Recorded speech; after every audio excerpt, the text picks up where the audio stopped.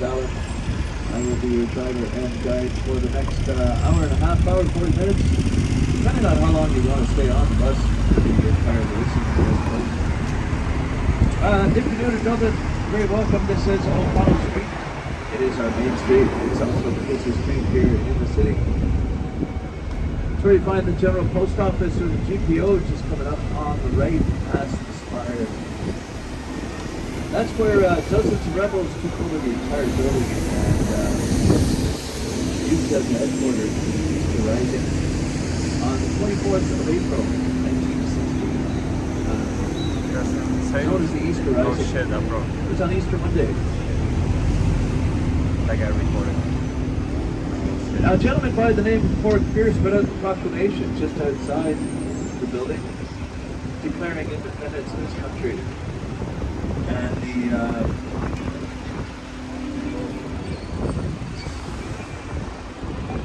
a lot of the English soldiers were inside trying to get them out. So that entire building actually was heavily damaged during the Easter Rising. This whole street would have looked like a war zone, literally been riddled with bullets.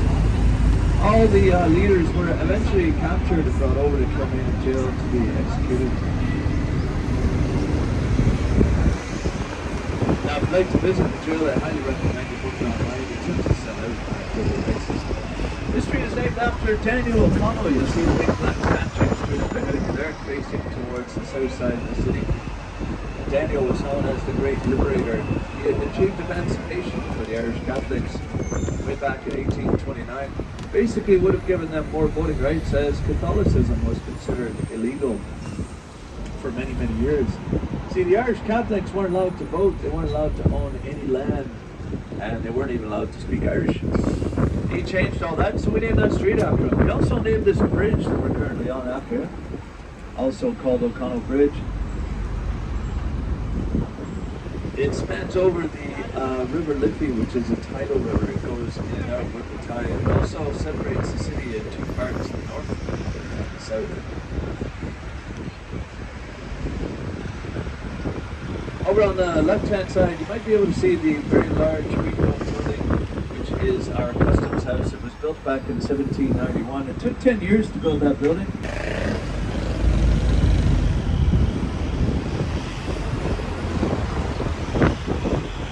So we made our way onto the south side of the city. If you ever need to know where you are in the city, just have a look at the street signs. You may have noticed all of our street signs have numbers on them. They all represent a different postal district. See, Dublin is separated by 24 postal districts. Anything with the zero number is on the south side of the city, and anything with the odd number is on the north side. So we started off the tour in Dublin 1, and we just made our way into Dublin 2. So if you're ever lost, folks, just have a look at the street signs. You might still be lost, but at least you know where you're lost.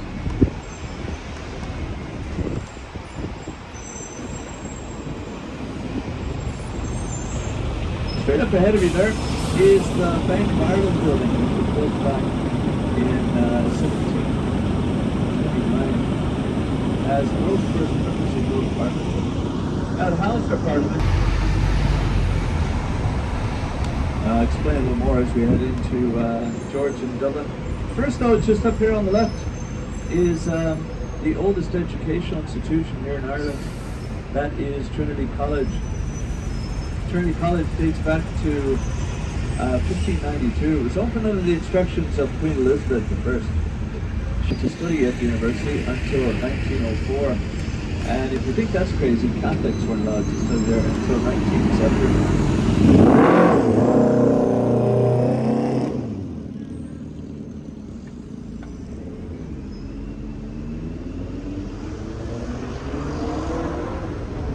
Now it's kind of ironic that women weren't allowed to study here for so long, because the current dean or president is lives in the house just up here on the left.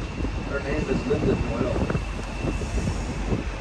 And straight up ahead of you there is the major shopping street here on the south side of the city. That is Grafton Street. Grafton Street was is where you find a lot of buskers. But you also find a liquor store and a business store for your kids and kids apart. Past the traffic lights up here on the left is the side entrance of Trinity College. That's where you find the Book of Kells. It's a 9th century manuscript written completely in Latin by the monks. It tells the story of the 4 Gospels of the Bible. You also find a very beautiful library. Now this is a big college, and the Book of Kells. This is number 2.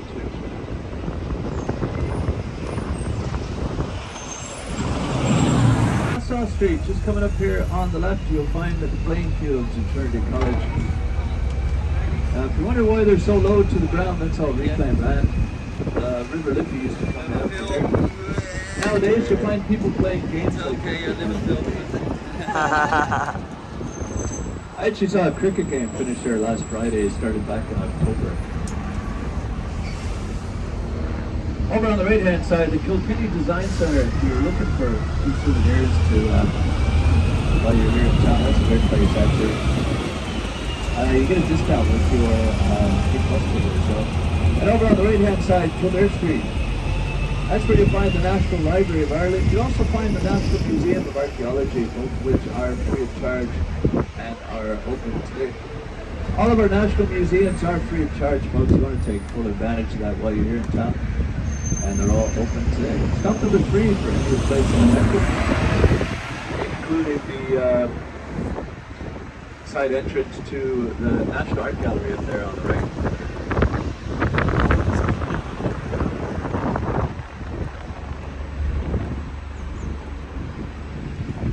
Now, just up here on the left-hand side, you'll see a ghost sign that says Finn's Hotel.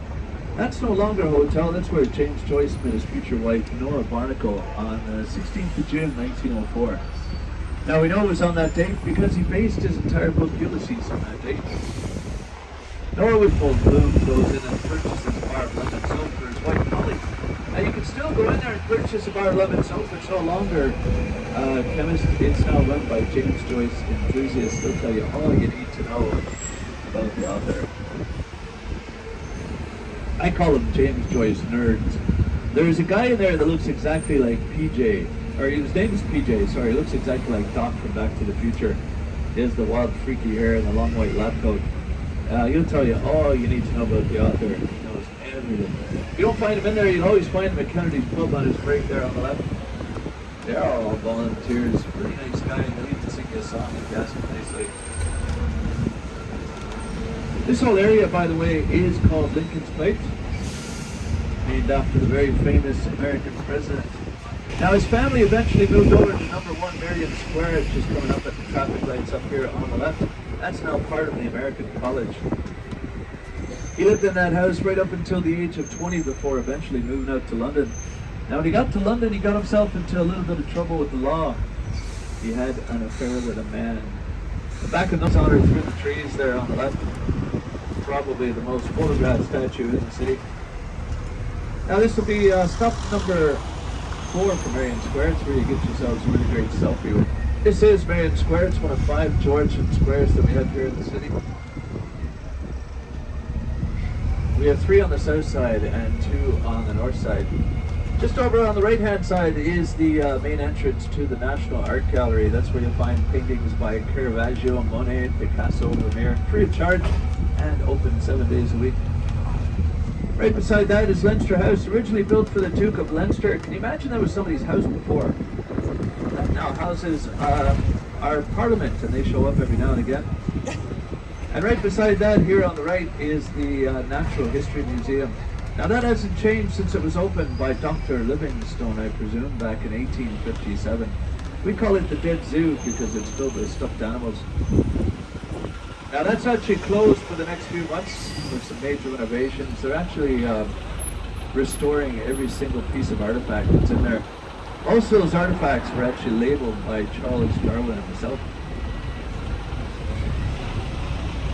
Over on the right-hand side, the very large building that you see is the Old College of Science. Built back in 1904, it now houses the office of our Prime Minister, our Taoiseach. Taoiseach is an Irish word for our chieftain, our leader, or many other words I'm not allowed to say on the book. So our current Taoiseach is Micheál Martin. He was voted into power just a little before Christmas. We had a general election, which really doesn't mean much in this country anyway, because even if one person is voted in, the other two parties will eventually create a coalition. So we've been kind of run by the same two parties. Just over here on the left-hand side is the five-star Marion Hotel. That's where quite a few famous people have stayed over the years. A lot of actors and actresses and musicians, artists, even presidents have stayed there. Just last summer we had Bruce Springsteen, Taylor Swift, AC/DC, Coldplay. They all stayed there. And over the years we've had Metallica, Rolling Stones, Justin Bieber, Cameron Diaz. Barack Obama was staying there a few years ago as well with his entire entourage. It was quite funny actually. The entire first floor took up the entire floor. How many of you saw it? There was a really old pub just up at the corner there on the right called O'Reilly's. They've just refurbished the entire pub. It's fantastic now. There's a difference of paint job they make as well. I think they refurbished the entire place. This area here, by the way, is called George and Dublin. George and Dublin is so called because most of the houses around here would have been built during the rule before George's. Now that would have been between the years 1714 and 1830. You know, there's a few curiosities about some of the houses around here, mainly the top windows. Look how they get smaller as the buildings get taller. That's got to do with that high tax of glass that I mentioned earlier on the tour. Basically, the more sunlight came through your window, the more taxes you had to pay. It was known as the window tax, and it also gave us the term daylight robbery. Now, it wasn't only here in Ireland, it was all over Europe. So you can go to any major city in Europe and you'll notice the exact same thing. They were trying to squeeze people out of most money out of possible back then. So stop number 6 is our next stop for Fitzwilliam Square. Also for the old pop-up shop, the Little Museum of Dublin. I believe they're going to be heading back over to St. Stephen's Green for two reasons. First of all, it's the smallest of all the Georgian squares. Also the most recently laid out. And it's also the only one that's still owned by the residents of the area. All the Georgian squares would have been owned by the residents at one time or another, simply because they wouldn't have had any back gardens, backyards. So the parks in the center of the square, like this one here on the left, would have been used as a play area for children or even a picnic area for adults. But nowadays, that particular park is closed year-round, and it opens up a couple of times a year for a tiny music festival. It's a nice little park on the inside, however, not as well maintained as the other Georgian squares, considering it's privately owned. Now, if you notice all the doors are different colors around here, the main reason for this was back in 1861. Queen Victoria's husband, Prince Albert, died. And after he died, she put out an order telling everybody in the British Empire to paint their doors black as a form of respect. Ireland was still part of the British Empire back then. However, as a form of rebellion towards the British monarchy, the Irish thought it being hilarious to do the complete opposite. And they painted their doors much brighter colors, like yellow and red and green and blue, even pink and purple. Not very big fans of Queen Victoria back then. Also, note the fan lights over top of these doors. These fan lights would have brought natural light inside each individual entrance. Every 4th or 5th house was equipped with a candle inside one of these fan lights. And if you had one over top of your door, you had to light the candle as soon as the sun went down. Otherwise, you'd be fine. That would have been a form of street lighting back then. Most of these houses are mainly being used as offices and educational institutions, universities. On the inside, they don't look like much from the outside, but they are quite large. And if any restoration work needs to be done, because they're heavily protected by the Georgian Society here in Dublin.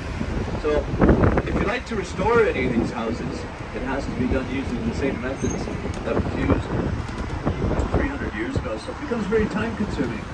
It's also a very expensive process. Now, just over here on the left-hand side is St. Stephen's Green, or the Green as it's known locally. It's the largest of all the Georgian squares in the city. Now, it was redeveloped and re-landscaped by Lord Ardelon. He was a descendant of Arthur Guinness, the famous Dublin brewer. He went around and purchased all the keys from all the residents in the area back in the early 1800s. Redeveloped the land using his own money and eventually gave it back to the city. Now the Guinness family's done a lot for the city. Mind you, we have done a lot for Guinness over the years. As we get up to the lights, just have a look over there on the right hand side. You see a tiny wooded entrance, or a tiny wooded area with a pink entrance, just there on the right. That's an old French Huguenot cemetery dating back to the 17th century. The curious thing about that cemetery is everybody that's buried in there is buried standing up, just to make more room. And over here on the right hand side, the very majestic Shelburne Hotel. That's where the likes of John F. Kennedy, Princess Grace, Laurel and Hardy, Charlie Chaplin. Now we have a stop coming up here for St. Stephen's Green, as well as the Stephen's Green Shopping Centre straight up ahead of you there. This is stop number 7.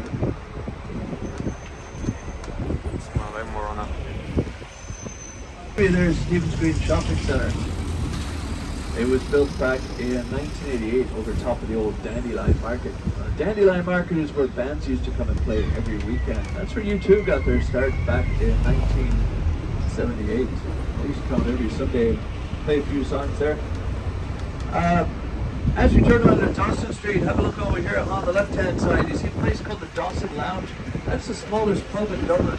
That holds about 20 people standing up down in the basement. Now you want to get there early. I tried getting there last week. Mono was taking up all the space for the And over here on the right-hand side, the very beautiful mansion house built back in 1710 by Joshua Dawson, the famous street actor. He lived in it for about 5 years and then eventually gave it back to the city. It's been the home to our Lord Mayor ever since. He eats at that restaurant every single night as well. Fire restaurant. Really great restaurant. And over on the right-hand side is St. Anne's Church, built back in 1723. It was where Bram Stoker got married back in 1878. He married Florence Balcom, who was Oscar Wilde's ex-girlfriend. So yeah, Oscar actually swung both ways. They would have all known each other from their time at Trinity College up ahead of you there, although Bram was a bit older than the two of them. Those of you that don't know, Bram Stoker was the author of the book Dracula. Now, when he initially wrote that book back in 1897, it flopped. It didn't make any money at all. It wasn't until after he died, Hollywood purchased the rights to that book. They made about 1,000 movies about it. Unfortunately, he never got to see any of that success. See, most people couldn't understand that book. I do have other jokes about Bram Stoker, but I've been told they all come from these. So. Straight up ahead of you there is a place called Pacino's. If you like Italian food, that's a great place to go eat. You go into Pacino's and you present a big bus ticket. You get yourselves 2 meals for the price of one.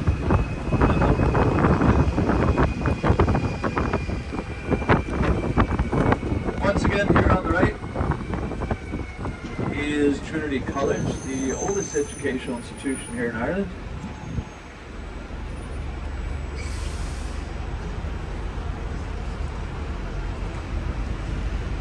Opened under the instructions of Queen Elizabeth I. And straight up ahead of you there is the Bank of Ireland building, which was built back in 1728 as the world's first purposely built Parliament building. That's where Parliament sat for about 80 years. John F. Kennedy actually visited Dublin back in July 1963. While he was here, he read out a speech just in front of that building, in between the 2 arches up ahead there. Hundreds of people would have shown up. And Bill Clinton did the exact same thing in the exact same spot in 1995. Barack Obama did the exact same thing in the exact same spot in 2011. Now, obviously, they were all different speeches, more or less. We'll see who comes next. All Democrats.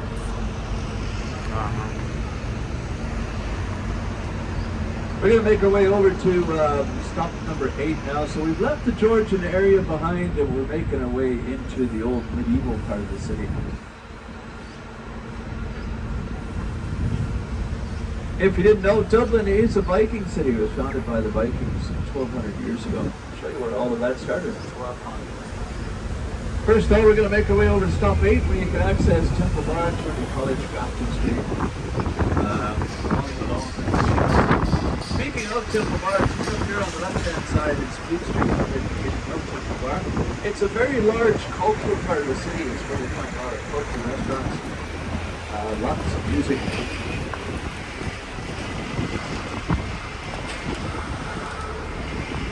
It's not named after anything alcoholic. It's actually named after a gentleman called William Temple, who was the dean or president of Trinity College back in the 1600s. Now, in 1601, he purchased a house down that area which faced the river. There's Pier Street Garda Station. It's the largest police station that we have here in the city. And we call our police force here Garda Síochána, which is the Irish for Guardians of the Peace.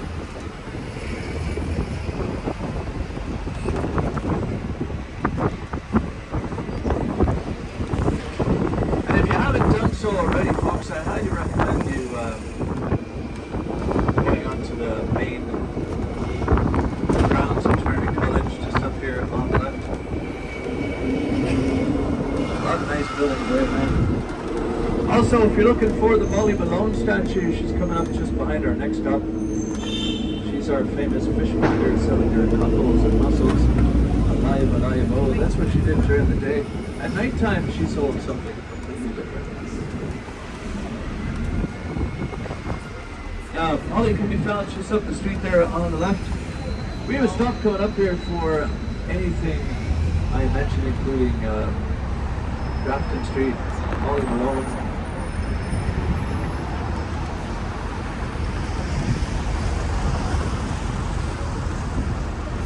Also, Trinity College, Temple Bar.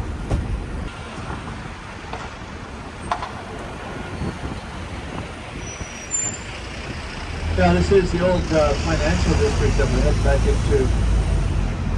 All the buildings that you see coming up here on the left would have been used as banks at one time or another. They've since been turned into more important things like pubs and restaurants. All low cobblestone streets that you see on the right lead into Temple Bar. As I mentioned earlier, Temple Bar is the very large cultural part of the city where you find a lot of pubs, restaurants, lots of music. It's not pollution. Just there on the right, by the way, is a place called Bobo's. Really great restaurant. They have great burgers and dessert.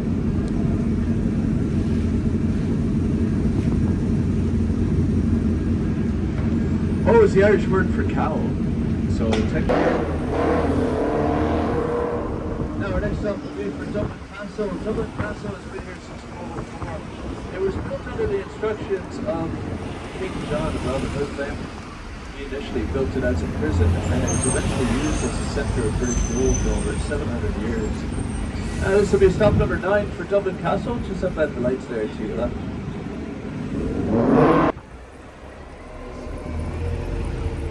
So the main entrance to Dublin Castle is just up here on the left-hand side.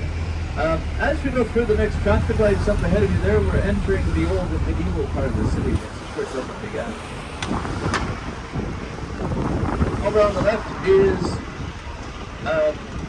City Hall dated back to 1769. Now we have an alternative stop for the castle if anybody wants it here. Stop number 10. It's the courtyard entrance. Anybody for 10? Anyone?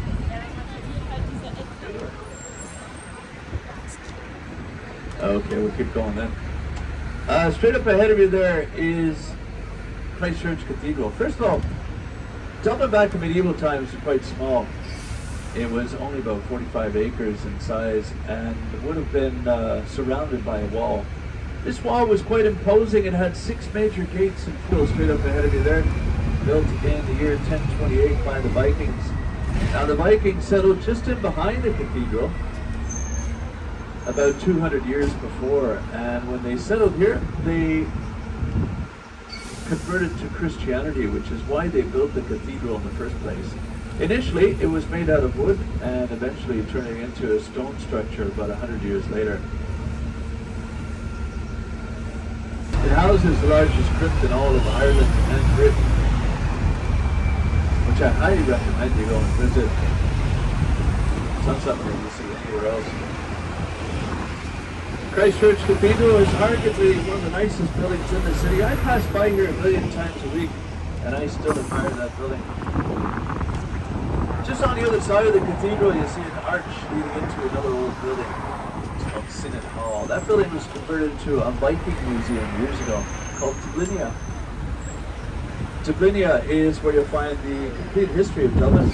You'll see how people lived back in medieval times, and you'll also find out what the Vikings were up to when they first arrived 1,200 years ago. Now we're going to stop coming up here for Christchurch Cathedral and Dublín. This is stop number 11.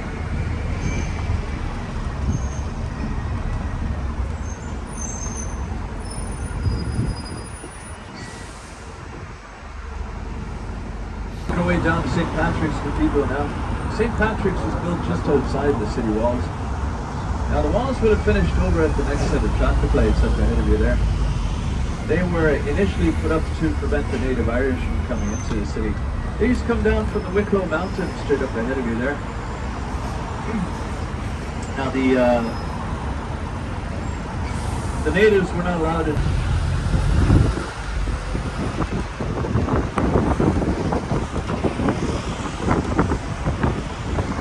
Archaeologists found the bell dating back to the 6th century, just outside the park there.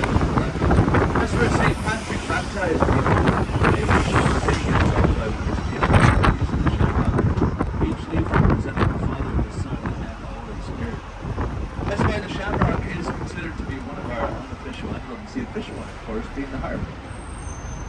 This is the oldest religious site in Ireland. There's been a church on this site ever since 450 AD.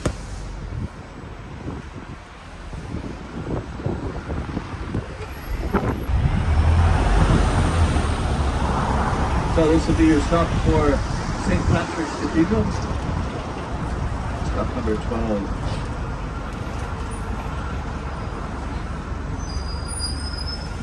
I'd like to go into both the cathedrals. Huh? I'd like to go into both the cathedrals. Over on the left-hand side, you'll see a statue of a man. He kind of looks like he's looking at a bill. That's Benjamin Lee Guinness. He was a grandson of Arthur Guinness. Back in 1864, he poured in thousands of pounds. Now, past the graveyard up here on the left, you'll see a tiny entrance leading into that building there on the left-hand side. That's Marshall's Library. It's the oldest public library in the country. It dates back to 1707. Founded by Narcissus Marsh, who probably had the coolest name in Dublin back then. Now, he was so afraid that people would steal his books, he used to chain them up to the walls. Not the people, but the books. And if you wanted to read a book, you had to go inside a cage to do so. You can still do that today if that is your thing. The very large building there on the right, that is the Deanery of St. Patrick's Cathedral. That's where a very famous dean lived for over 30 years until he died. His name was Jonathan Swift. And the temple. This is the red one. He was the author of the book Gulliver's Travels. That library's in the center. Now, when he initially wrote that book, he never intended it to be a children's right.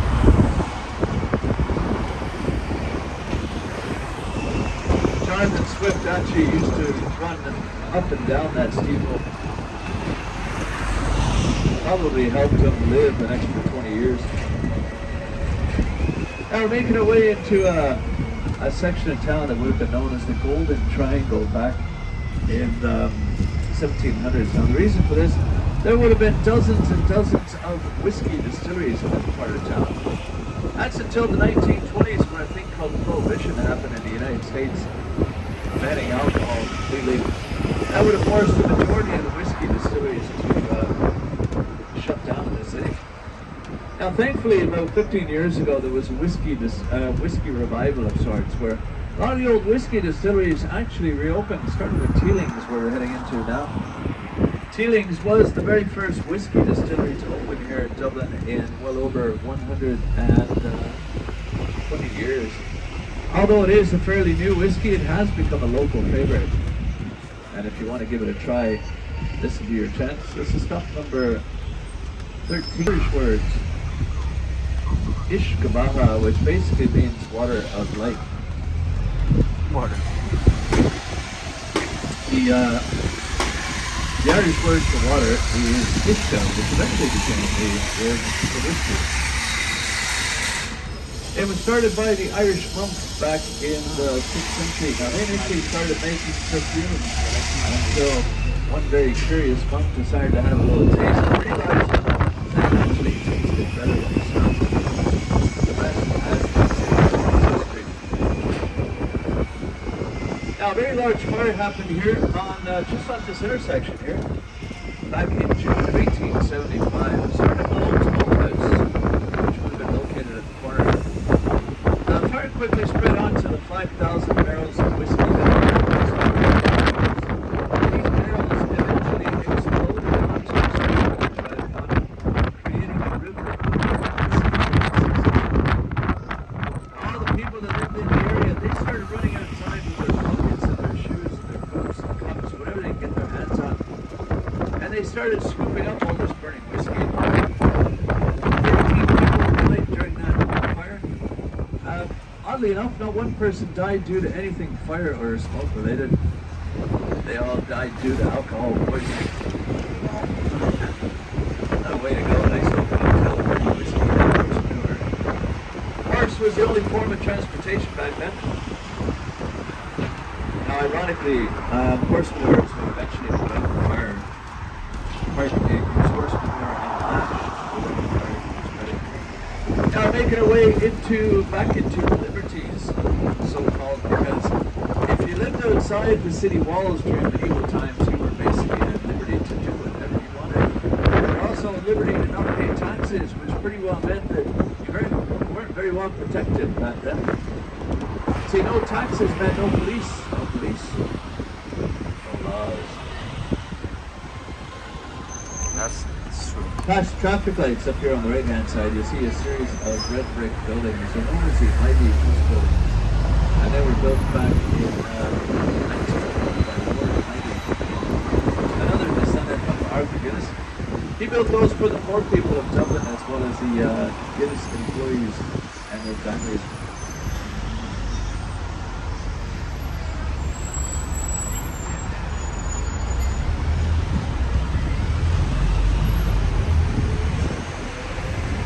Speaking of Guinness, you remember I mentioned that the Guinness family helped restore St. Patrick's Cathedral.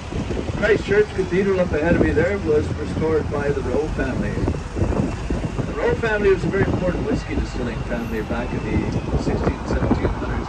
In the 1800s, they got so wealthy distilling whiskey that they managed to fund the entire restoration of Christ Church Cathedral up ahead of you there, giving it the nickname Whiskey Cathedral.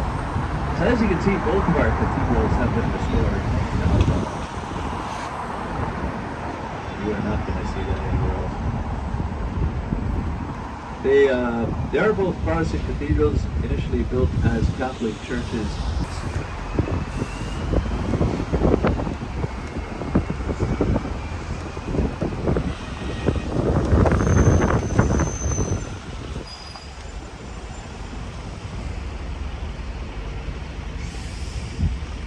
It's sad, really, after the Rowe family restored Christ Church Cathedral, they actually went bankrupt. Now, the Guinness family has brought back Rowe's whiskey to life, as you'll see in the next few minutes.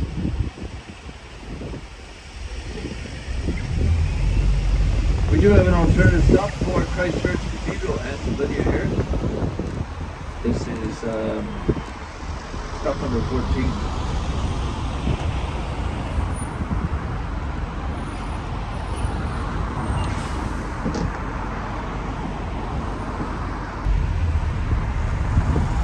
Nice balcony up there. So make our way over to the Guinness Storehouse now.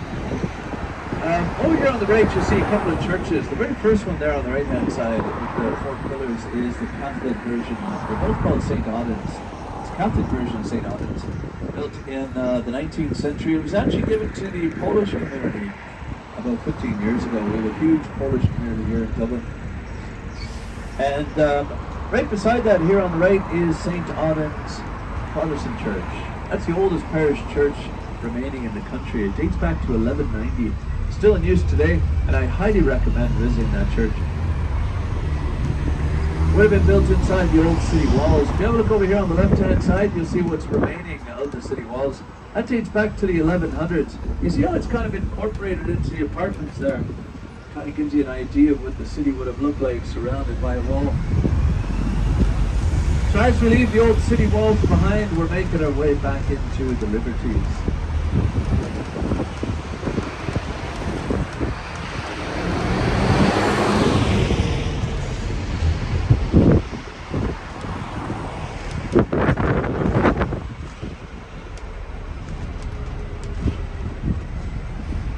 Over on the right-hand side is pardon me, just past the lights. On the right is the old Powers Whiskey Distillery. It's no longer distilled here in Dublin. It's now being distilled in a place called Littleton down in Cork.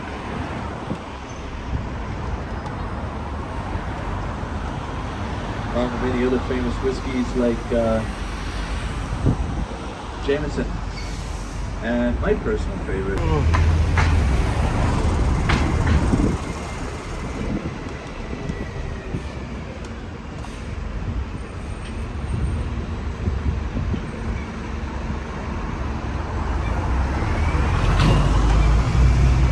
Just coming up on the left is St. Catherine's Church, originally dating back to 1185. That's where they used to execute people, just in front of that church. They used to hang people just in front of it there. Wow. Kind of a weird place to execute people in front of a church. Now we're making our way into Guinness territory, and this is where Arthur Guinness came back in 1749. He purchased an old rundown brewery just down the road here on the left, paid £100 for it, signed a 9,000-year lease, and he moved into this house here on the left with his wife Olivia Whitmore. That's where they had 21 children. You know the old expression, Guinness for strength? 20. Arthur Guinness date never changes, and the second date gets changed every January 1st. We're going to get a photograph after, we're going to spin back around and so you know what year you were here in Dublin.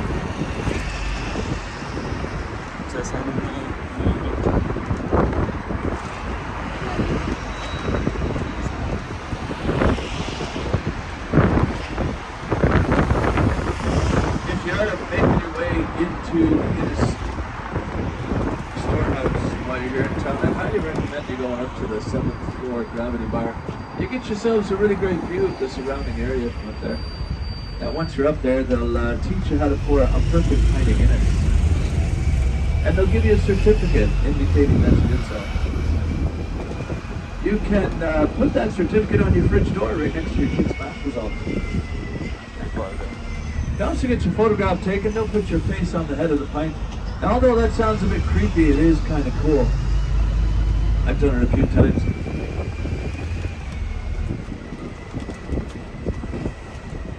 As far as I know, it's one of the only places where you can actually get it done. Now our buses come around here every 25 minutes, and the last bus will be here at about 6 o'clock this evening, so it gives you plenty of time. This will be stop number 15 for the Guinness Storehouse, or what I like to call the Willy Wonka factory of. Quite a few movies that have been filmed down this particular street over the years. A couple of months ago they were filming the Sherlock Holmes movie.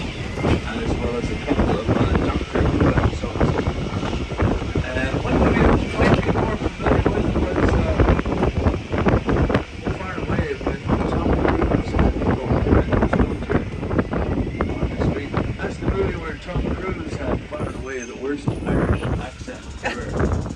Now, this whole area would have represented 19th century Boston Harbor in that movie. Coming up on the left, you see the famous Guinness gates used in all the ads, TV commercials, and selfies around the world. They've actually changed colors to promote their Guinness 0%, which is there on the left. You notice how they've actually, normally that's called St. James's Gate, they've actually called it St. Patrick's Gate now. It was for, done up for St. Patrick's Day. Let's get a picture of that.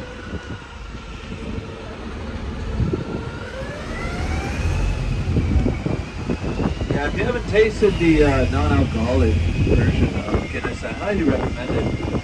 I was a bit skeptical at first, but tasting it, I actually enjoyed it. It tastes exactly like cricket, I guess. Now this whole area would have been about 4 acres of land when Arthur Guinness first arrived. It's actually gone up to 64 acres now. So, the townhouse of Arthur Guinness right here on the left-hand side, once again, right next to the original gates into the quarry. Remember I mentioned Rose Whiskey? Just up here on the right-hand side is the old power plant that used to power the Guinness brewery. That hadn't been used for many years, so the Guinness family converted it into a whiskey distillery and named it after the Rowe family. Friends of the Guinness family.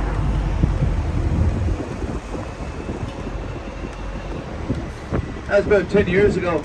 That same year, another whiskey distillery opened up here in Dublin, inside the old Church of St. James up there on the right. It's called the Pierce Lyons Distillery. We have a stump for that here. This is stump number 16 for the Pierce Lyons Whiskey Distillery.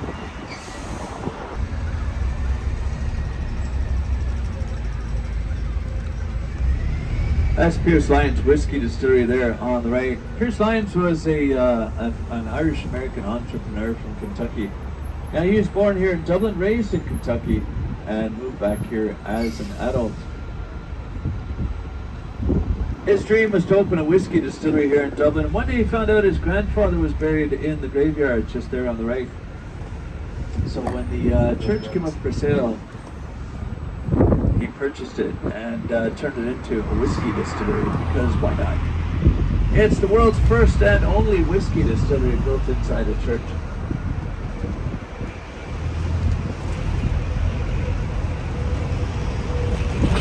Just down below here on the right, you see some gates leading into St. Patrick's Psychiatric Hospital, which was built back in 1745. It was founded by Jonathan Swift. Poor Jonathan suffered from many ears disease. That was a form of tinnitus or ringing in the ear. Now back then that was known as a mental illness. So he was brought over to a mental institute in London. That's where he realized people in those places weren't treated very well. They weren't treated with much dignity at all. So when he died, he left £12,000 in his will with instructions to open that hospital. And to this day, every time somebody purchases a copy of Gulliver's Travels, all the money goes into that hospital.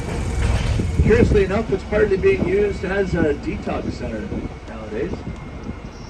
Conveniently located next to Guinness. Speaking of hospitals, we're making our way up to the Royal Hospital here in Kilmainham. This one here dates back to 1664. It was originally used as a retirement home for soldiers. It now houses the Irish Museum of Modern Art. There on the left. That's free of charge, by the way, as it is a National Art Gallery. And if you walk about 15-20 minutes, or 15 minutes just behind there, you'll eventually make your way over to Kilmainham Jail. Stop number 17 for the museum or Kilmainham Jail.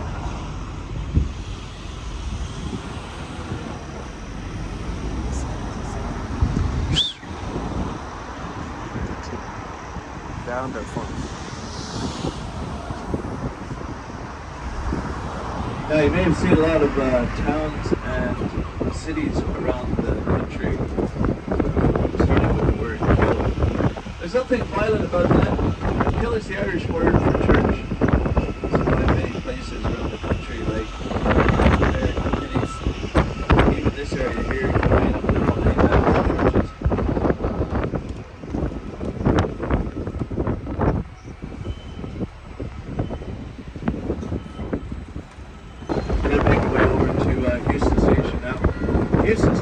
was built back in 1844. It's the busiest train station here in Dublin, taking to places like Cork, Kerry, Galway, Limerick. Now, it was originally called Kingsbridge, and it was renamed after Sean Houston. He was the youngest rebel commander in the Easter Rising. Sean also worked as a ticket agent inside the train station. That's why it was named after him. So we have a stop. Over on the right is the old Dr. Stevens Hospital, built back in 1720 to accommodate people who suffered with infectious diseases. Now, the reason why it was built all the way out of here was sort of considered the countryside back then. See, Guinness wasn't around yet, and the train station was far from being built.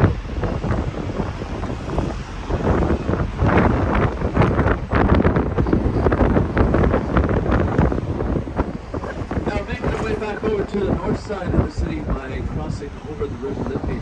If you didn't know, the river is a tidal river. It goes in and out with the tide. It also separates the city in two parts, the north and the south. Now we're going to make our way directly into Phoenix Park. If anybody wants the Nancy Hands Pub for their free glass of Guinness, I'll drop you off after the park, just over here on the right. It's a lot safer actually. The roadworks going on at the moment. If you go into Nancy Hands and you present your big bus ticket, you get yourselves a free glass of Guinness just up here on the right. They also have very good food. We had our Christmas party there a couple of last 10 years. Now first we're going to make our way into Phoenix Park. Phoenix Park is the oldest, is the largest enclosed park in all of Europe. It's 1,752 acres in size. Just to put that into perspective, you can fit Hyde Park in London in here 6 times. Central Park in New York you fit in here 2.5 times. Or the entire principality of London. So it's quite large. Now it was laid out back in 1662 and used as a hunting ground for deer and grouse. The deer are still here. There are 600 fallow deer roaming freely around the park. The grouse, however, have long gone. Good problem.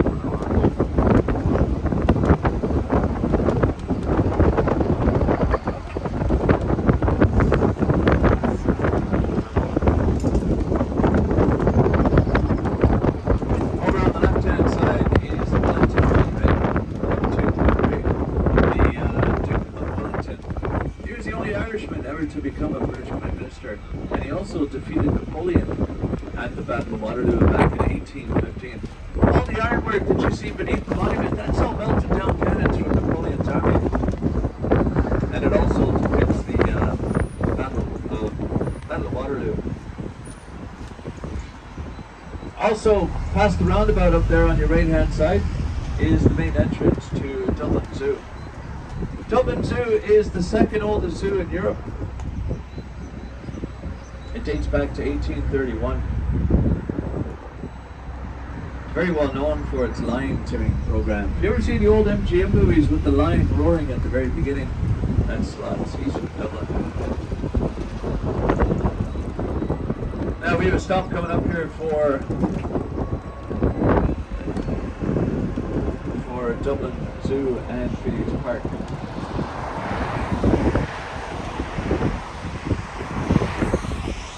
Stop number 20, right across from the Wellington Monument. Nice day for a walk in the park today. Phoenix Park, by the way, is not named after a bird. It's actually named, it's derived from 2 Irish words, the name Phoenix. Phoenishka simply means clear water in Irish. It was anglicized to Phoenix hundreds of years ago. So technically this park is actually called Clearwater Park. Now if you notice on the gates are missing at the entrance, they were actually removed back in 1932 for a huge religious ceremony. It was called the Eucharistic Congress. Close to 2 million people had to come through these gates, and for safety purposes they had to be taken down. Unfortunately, the committee that actually took down the gates forgot where they stored them, believe it or not. The park's been open 24 hours ever since. On the left-hand side Right.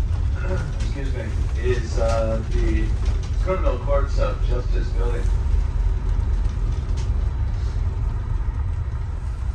It was built back in 2010 to replace the original ones down on the Keys. You notice over there on the left how it's written in Irish first and English second. Irish is the first official language in this country. Irish. I told you to wear the black coat, dude. You were stubborn. You didn't want to do it. That's the one that you And the harp right next to it is our official emblem. We're the only country in the world that has a musical instrument as an official emblem.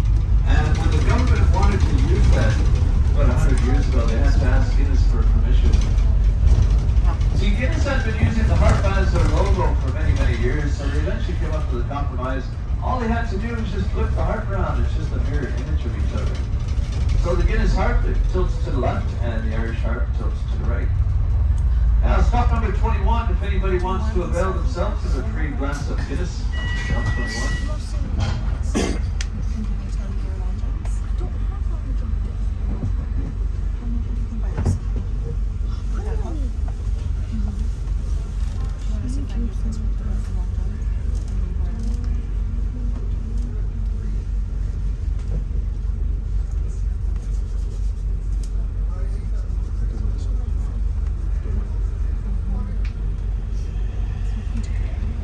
This doesn't.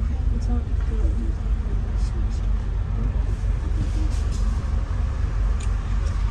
This looks pretty. Contemplate. On the left, you'll be able to see a tiny park with a statue inside the pond. That's the Olivia statue. She commemorates the River Liffey. She's also known as the Koozie in the jacuzzi, or the bride in the tie. Now we do have other names for her, but this is a family tour. She used to be out on O'Connell Street where the spire now stands. And people used to throw washing up liquid inside her fountain, and there was soap suds all over the street. She's a lot safer now where she is. And over on the right hand side, Guinness in all its glory, all 64 acres. Guinness, by the way, produces 3 million pints per day, 2 million for export, and 1 million for us. And over on the left, a very large building that you see is the old college barracks. Once known as the world's largest military barracks, it now houses the National Museum of Decorative Arts and Military History. And that's free of charge, by the way. On with all of our national museums. We're just up for that here. Stop number 22.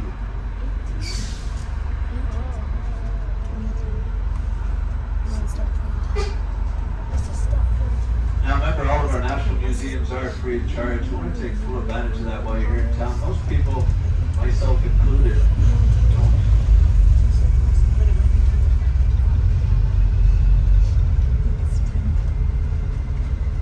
Now just up here on the right hand side is the James Joyce Bridge, named after the man himself. He used to live just on the other side of the bridge in that red brick house. That house was known as the Dead House for many years, because he based his entire short story, The Dead, inside that house.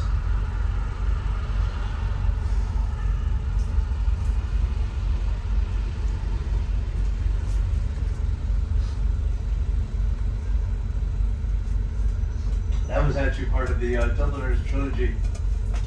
Taco. I like tacos. Hey, today's Tuesday, Taco Tuesday. Wednesday, not Tuesday.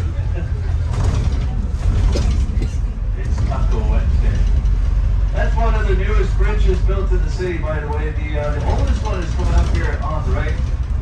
It's called Lee Mellows Bridge, dates back to 1684. It's the oldest surviving bridge. It's the very first bridge that was actually made out of stone. See, all the bridges would have been made out of wood. And this being a tidal river, most of those bridges would have been destroyed. So that was the very first one. Our next stop is for the Jameson Whiskey Distillery. Jameson was founded back in 1780 by John Jameson. Although the whiskey itself is no longer distilled here in Dublin, the original distillery is still located here. It makes for a great tour. This is stop number 23 for the Jameson Whiskey Distillery.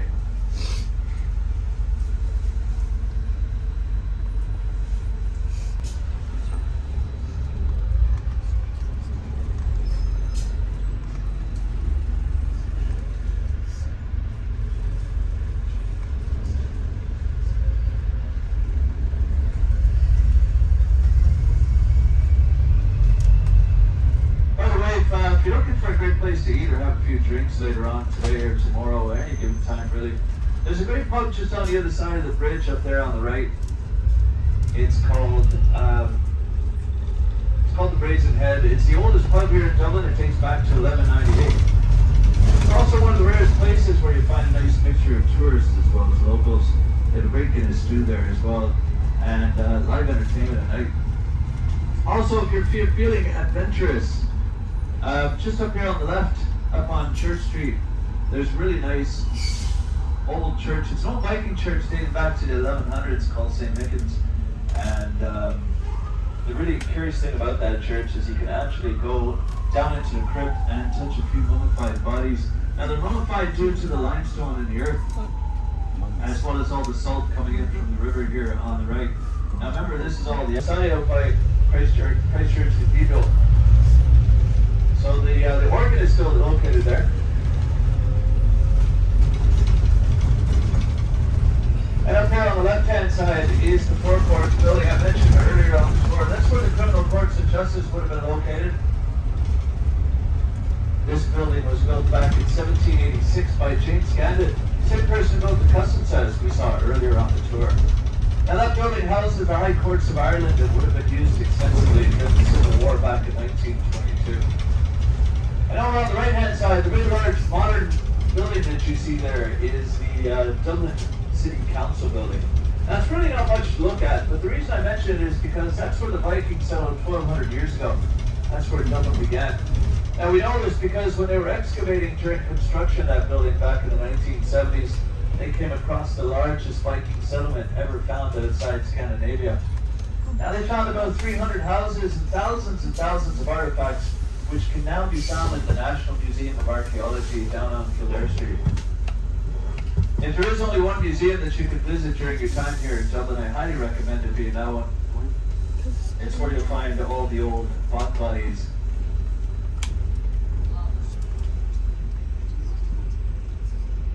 Bodies that were found in large as well. You can access it in stops 3 or 7 on the tour.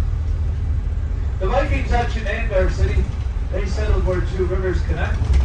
The River Liffey here on the right and the River Pottle, which now flows beneath Dublin Castle. And when those two rivers connect, they form a black pool. That's the name that they gave the area that they settled in. Now you have to remember, 1,200 years ago, Irish was the only spoken language in this country.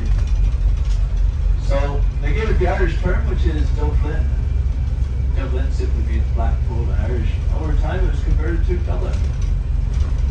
And up here on the right is the Halfpenny Bridge. That's not its real name. It's officially known as the Liffey Bridge. But because there used to be a toll of half a penny to cross that bridge, right up until 1919, everybody knows it as the Halfpenny Bridge. There used to be ferrymen that took people across the river here. And when the government wanted to build that bridge back in 1816, the ferrymen weren't too happy. So what the government proposed to do was install turnstiles on either side of the bridge and allow the ferrymen to collect half a penny from each person that crossed. This made the ferrymen happy, and the contract lasted 100 years. Turnstiles were eventually removed back in 1919. Nowadays, you can cross that bridge as many times as you like, and it will not cost you a single penny. Stop number 24 for Bachelor's Walk. Thanks, Tom. It's a companion. Yeah.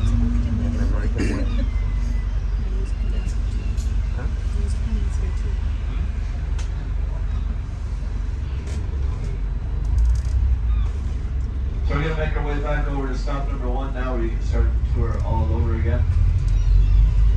You're already tired of listening to me. This Bachelor's Walk, by the way, it's not named after all the single men in Dublin. It's actually named after the Bachelor family. They used to have a bunch of shops all alongside here. Stuff for what? 8. It's going to be the first time. Okay, so it's I'll leave it on. That's so pretty. O'Connell Street, who've been with me since the beginning of the tour, I mentioned here earlier. You'll be able to see a statue coming up on the left at the corner.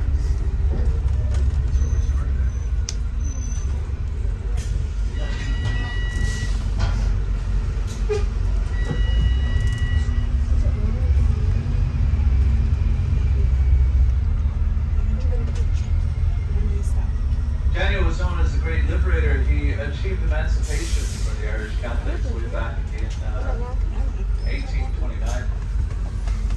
Basically, would have given them more voting rights as Catholicism was considered illegal for many, many years.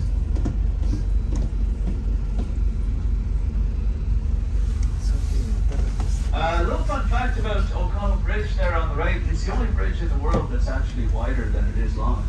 Not by much.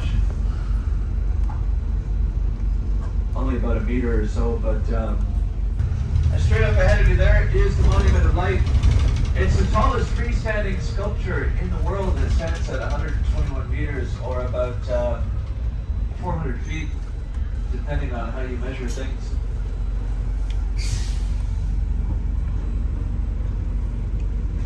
Now, it was built at a cost of €5 million back in 2003, and it does absolutely nothing. It's up at night. Most people just know it as the spire, though nobody actually calls it the Monument of Light. Other people have different names for it, like the spire in the mire, the stiletto of the ghetto, the rod to God, or my personal favorite, the Stiffy by the Liffey.